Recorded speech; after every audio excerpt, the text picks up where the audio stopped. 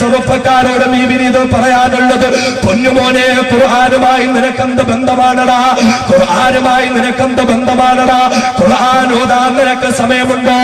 ഖുർആൻ പഠിക്കാൻ നിനക്ക് സമയമുണ്ടോ? മുസ്ലിമുകളായ നിന്റെ സഹോദരങ്ങൾക്ക് ഖുർആൻ എത്തിച്ചു കൊടുക്കാൻ നിനക്ക് സമയമുണ്ടോ? അറിയുമോ ചെറുപ്പക്കാരാ? സിനിമാ താരങ്ങളുടെ പിന്നാലെ ഓടുന്ന ചെറുപ്പക്കാരാ, ക്രിക്കറ്റ് താരങ്ങളുടെ പിന്നാലെ ഓടുന്ന ചെറുപ്പക്കാരാ, റെസ്ലിംഗ് താരങ്ങളുടെ പിന്നാലെ ഓടുന്ന ചെറുപ്പക്കാരാ, നീ ഇഷ്ടപ്പെടുന്ന സിനിമാ താരങ്ങൾ എന്നാണ് ആ ലോകം അറിയപ്പെട്ടത്? അറിയുമോ?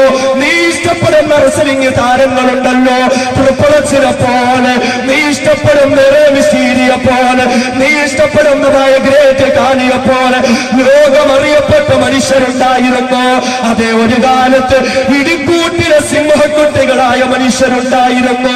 ഇടിക്കൂട്ടിലെ സിംഹക്കുട്ടികളായ മനുഷ്യരുണ്ടായിരുന്നു. അറിയുമോ ചെറുപ്പക്കാരാ?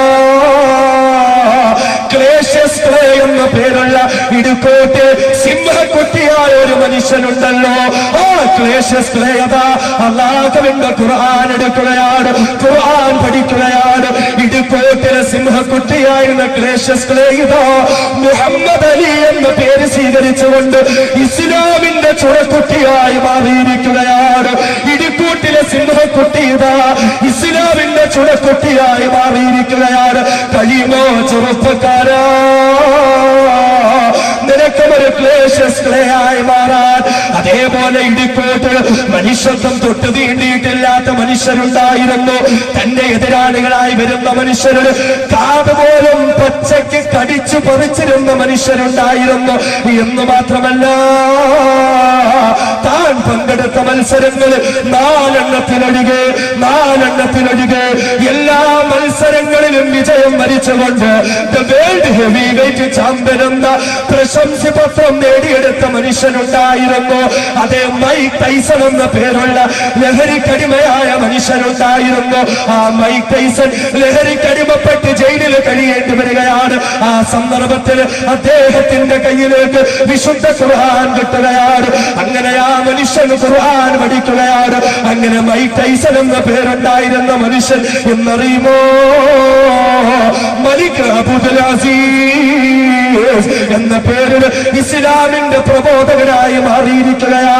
അതേ, ഖുർആനിലൂടെ വന്ന മാറ്റമാണ്, ഖുർആനിലൂടെ വന്ന മാറ്റമാണ്. കഴിയട്ടെ ചെറുപ്പക്കാരാ, കഴിയട്ടെ ചെറുപ്പക്കാരാ. മ്യൂസിക് കേട്ടുകൊണ്ട് ബൈക്കിൽ സഞ്ചരിക്കുന്ന ചെറുപ്പക്കാരാ, ബോബ് മാർലിയുടെയും മൈക്കിൾ ജാക്സന്റെയും എ.ആർ. റഹ്മാന്റെയും പോപ്പ് മ്യൂസിക് കാതുകളിലേക്ക് തിരികെ വെച്ചുകൊണ്ട് തലയുമാട്ടിക്കൊണ്ട് ബൈക്കുകളിൽ ഇതാ മാസ്മരിക ലോകത്തോടെ സഞ്ചരിക്കുന്ന ചെറുപ്പക്കാരാ, ലോകത്തൊരുപാട് മാറ്റം വരുത്തി ഖുർആൻ. ഇടിക്കൂട്ടന് സിംഹക്കുട്ടിയായിരുന്ന മൈക്ക് ടൈസനെയും അതേപോലെ തന്നെ ക്ലേഷ്യസ് ക്ലേയും അല്ലാഹുവിന്റെ വിശുദ്ധ ദീനുൽ ഇസ്ലാമിലേക്ക് കൊണ്ടുവന്ന ഖുർആൻ. ചെറുപ്പക്കാരാ, നിനക്കും കഴിയട്ടെ. പോപ്പ് മ്യൂസിക്കിന്റെ റോക്ക് മ്യൂസിക്കിന്റെ രാജാക്കന്മാരെ നീ ഇഷ്ടപ്പെടുമ്പോൾ എന്റെ പൊന്നുമോനെ, അറിയുമോ?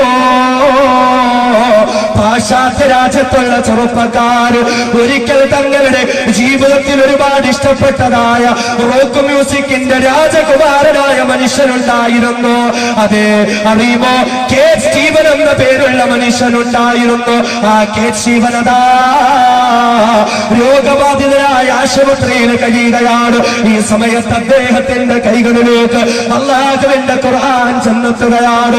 അദ്ദേഹം ഖുർആൻ പഠിക്കുകയാണ്. അങ്ങനെ ഒരു കാലത്ത് റോക്ക് മ്യൂസിക്കിന്റേതായ രാജകുമാരനായ കെ സ്റ്റീവൻ ഉണ്ടല്ലോ, ഇന്ന് അദ്ദേഹം അതാ ലോകത്തിന്റെ വിവിധ ഭാഗങ്ങളിൽ യൂസുഫ് ഇസ്ലാം എന്ന പേര് സ്വീകരിച്ചുകൊണ്ട് ഖുർആനിന്റെ സ്ഥാപനങ്ങൾ നടത്തുകയാണ്. കഴിയുമോ ചെറുപ്പക്കാരാ? എന്റെ പൊന്നുമോനെ, നിനക്ക് കഴിയുമോ? അതേ, ഒരു ഡിസംബർ 6 കടന്നുപോയതാണ്. ബാബരി മസ്ജിദിന്റെ വേദനിക്കുന്ന ഓർമ്മകൾ നമ്മൾ ഓരോരുത്തരും അയവിറക്കിയതാണ്. അറിയുമോ ചെറുപ്പക്കാരാ? 1992 ഡിസംബർ 6 എന്ന കറുത്ത ബുധനാഴ്ച 11:00-ക്കും 11:45 ഇടയിൽ അതേ വർഗീയവാദികളായ നേതാക്കന്മാരുടെ പ്രസംഗം കേട്ടുകൊണ്ട് ബാബരി മസ്ജിദിലേക്ക് വർഗീയ പരിവാരങ്ങൾ ചാടിക്കേറുമ്പോൾ ഒന്നാം ഇമാമത് ചാടിക്കേറിയ കൂട്ടത്തിന് രണ്ട്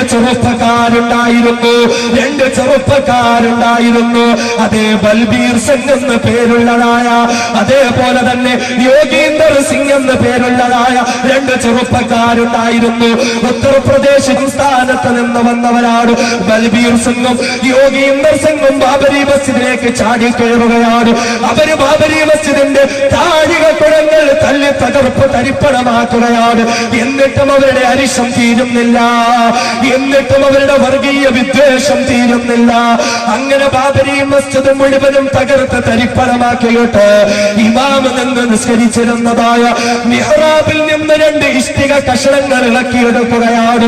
അവിടെ വന്ന് രണ്ട് കല്ലിന്റെ കഷണങ്ങൾ ഇളക്കിയെടുക്കുകയാണ്. അതിന് കേട് സംഭവിക്കാതെ തങ്ങളുടെ ബാഗിൽ അവർ സൂക്ഷിക്കുകയാണ്.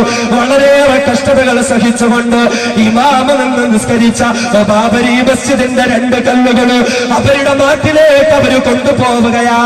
എന്നിട്ടോ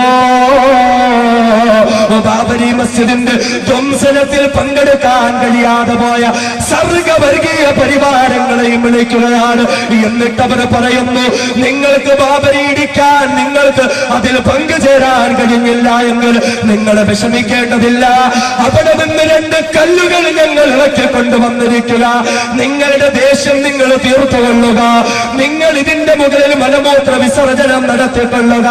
അല്ലാഹുവിന്റെ വിശുദ്ധമായ ഭവനമായ ബാബരി മസ്ജിദിന്റെ കല്ല് കൊണ്ടുപോയി അതിന്റെ മുകളിൽ മുഴുവൻ നാട്ടുകാർക്കും മലമൂത്ര വിസർജനം നടത്താൻ സൗകര്യമൊരുക്കി കൊടുത്തതായ ബൽബീർ സിംഗിന്റെയും യോഗീന്ദർ സിംഗിന്റെയും ഇന്നത്തെ അവസ്ഥ എന്തെന്നറിയുമോ പ്രിയപ്പെട്ട മുസ്ലിമേ? നിനക്ക് പോകാൻ കഴിയുമോ ഉത്തർപ്രദേശ് സംസ്ഥാനത്തേക്ക്? പുലത്ത് എന്ന ജില്ലയിലേക്ക് ചെല്ലുമോ? ആ പുലത്തിലേക്ക് ചെന്നിട്ട് യോഗീന്ദർ സിംഗിനെ ചോദിച്ചാൽ, ബൽബീർ സിംഗിനെ ചോദിച്ചാൽ, ഇല്ല പൊന്നുപോലെ നിനക്ക് കാണാൻ കഴിയില്ലടാ. മറിച്ച് നിന്നെ ആ നാട്ടുകാര് കൊണ്ടുപോകുന്നത് വേറെ രണ്ട് മനുഷ്യരുടെ അടുക്കലാണ്. അതേ നെഞ്ചുവരെ ദാടി വളർത്തിയിട്ടുള്ള, സുന്നത്തായ വേഷം ധരിച്ചിട്ടുള്ള, സകല സമയവും അല്ലാഹുവിന് വേണ്ടി സമയം കൊടുക്കുന്നതായ അമുസ്ലിം ഗല്ലികളിലേക്ക് കടന്നു ചെന്നുകൊണ്ട് ഇസ്ലാമിന്റെ പ്രബോധനം നടത്തിക്കൊണ്ട് ആയിരക്കണക്കിന് മനുഷ്യരെ ഇസ്ലാമിലേക്ക് കൊണ്ടുവന്നതായ ആമിറെന്നും ഉമറെന്നും പേരുള്ള രണ്ട് മനുഷ്യരിലേക്ക് നീ ചെന്നെത്തുന്നതാ. അതേ ആരെന്നറിയുമോ? അതായിരുന്നു ബാബരി മസ്ജിദ് തകർത്ത ബൽബീർ സിംഗ്, അതായിരുന്നു ബാബരി മസ്ജിദ് തകർത്ത യോഗീന്ദർ സിംഗ്. അവരിൽ മാറ്റം വരുത്തി ബൽബീർ സിംഗും യോഗീന്ദർ സിംഗും ഇന്ന് ആമിറും ഉമൈറുമായി മാറിയിരിക്കുകയാ. അതുകൊണ്ട് എന്റെ ചെറുപ്പക്കാരാ, നിനക്കും കഴിയട്ടെ, നിന്റെ ജീവിതത്തിലും മാറ്റമുണ്ടാകട്ടെ, നിന്റെ ജീവിതത്തിലും ഖുർആനിന് സ്ഥാനമുണ്ടാകട്ടെ. അതുകൊണ്ട് ഖുർആനുമായി ബന്ധം പുലർത്തിക്കൊണ്ട്, ഖുർആൻ പഠിച്ചുകൊണ്ട്, ഖുർആൻ പാരായണം ചെയ്തുകൊണ്ട്, ഖുർആൻ പ്രാവർത്തികമാക്കിക്കൊണ്ട്, ഖുർആൻ പഠന വിധേയമാക്കിക്കൊണ്ട് അല്ലാഹുവിന്റെ ദീനിൽ പരിപൂർണമായും കടന്നുകൊണ്ട് ഒരു യഥാർത്ഥ ഖുർആനിന്റെ വക്താവായി മാറാൻ പടച്ച തമ്പുരാൻ നമുക്ക് ഓരോരുത്തർക്കും തൗഫീഖ് നൽകുമാറാകട്ടെ. അല്ലാഹുവിന്റെ ഖുർആനിലൂടെ ഉണ്ടായിത്തീർന്ന മാറ്റമാണ് വിശുദ്ധമായ ഖുർആൻ. ആ ഖുർആനിലൂടെ ഈ ലോകം കണ്ടെറിഞ്ഞതായ മാറ്റം. ഇസ്ലാമിന്റെ ശത്രുക്കളായി ജീവിച്ച മനുഷ്യർ, മനുഷ്യത്തെ തൊട്ട് തീണ്ടിയിട്ടില്ലാത്ത മനുഷ്യർ, അവർക്ക് പോലും മാറ്റം ഉണ്ടായി. ബൽബീർ സിംഗും യോഗീന്ദർ സിംഗും വിശുദ്ധമായ ഖുർആനിന്റെ പ്രചാരകരാണ്. ഒരു കാലത്ത് 4 മണിക്ക് എഴുന്നേറ്റ് അമ്പലത്തിൽ വിഗ്രഹത്തിന്റെ മുന്നിലേക്ക് പോയ ഗീത എന്ന പെൺകുട്ടി ഇന്ന് ആമിന ഉമ്മ എന്ന പേര് സ്വീകരിച്ചുകൊണ്ട് വിശുദ്ധ ഖുർആന്റെ സ്ഥാപനം നടത്തുക. നമ്മൾ ചിന്തിച്ചേ, നമുക്കൊക്കെ എന്ത് ബന്ധമുള്ളേ? നമുക്കൊക്കെ എന്ത് ബന്ധമാണുള്ളത്? നമ്മളൊക്കെ പറയുന്നു ഞങ്ങൾ ഖുർആനിന്റെ ആളുകളാണ്. ഒരു വള്ളിക്കോ ഒരു പുള്ളിക്കോ പോലും കാലം ഇത്ര കഴിഞ്ഞിട്ടും മാറ്റം വരുത്താത്ത ഖുർആൻ എന്ന് പറഞ്ഞ് വീമ്പ് പറയാനല്ലാതെ, എന്ന് പറഞ്ഞ് അഹങ്കരിക്കാനല്ലാതെ വീട്ടിലിരിക്കുന്ന ഖുർആനും എടുക്കാൻ നമുക്ക് തോന്നിയിട്ടുണ്ടോ? പള്ളിയിലേക്ക് നിസ്കരിക്കാൻ വരുന്നവർക്ക് ആ പള്ളിയിലിരിക്കുന്ന ഖുർആനും എടുത്ത് ഒരു ദിവസം 1/2 മണിക്കൂറിൽ ശുദ്ധ ഖുർആനും ഓടാൻ എത്രയോ പള്ളികളിൽ വിഷമം തോന്നിയിട്ടുണ്ട്. ഖുർആൻ എങ്ങനെ കൊണ്ടുവച്ചിട്ടുണ്ടോ കവറ് പോലെ മിളക്കാതെ 100 കണക്കിന് ഖുർആൻ അടുക്കി വെച്ചിരിക്കുന്ന പള്ളികൾ കണ്ടിട്ടുണ്ട് അല്ലേ? സമുദായത്തിന് സമയമില്ല, സമുദായത്തിന് അതൊന്നും നേരമില്ല. ഖുർആൻ ഈ ലോകത്തിന് മുഴുവനും മാറ്റം വരുത്തുന്ന അത്ഭുത ഗ്രന്ഥമാണ് വിശുദ്ധ ഖുർആൻ. ഇന്ത്യ രാജ്യം അല്ലേ, നമുക്കറിയാം ഇന്ത്യ രാജ്യം ഒരുപാട് പ്രശ്നങ്ങൾ നേരിടുന്നു. ഇന്ത്യ രാജ്യത്തിന്റെ സർവ്വ പ്രശ്നങ്ങളുടെയും പരിഹാരം എവിടെയാ? സർവ്വ പ്രശ്നങ്ങളുടെയും പരിഹാരം എവിടെ? അത് വിശുദ്ധ ഖുർആനിലൂടെയാണ്. അല്ലാഹു തആല മനസ്സിലാക്കാൻ തൗഫീഖ് നൽകുമാറാകട്ടെ.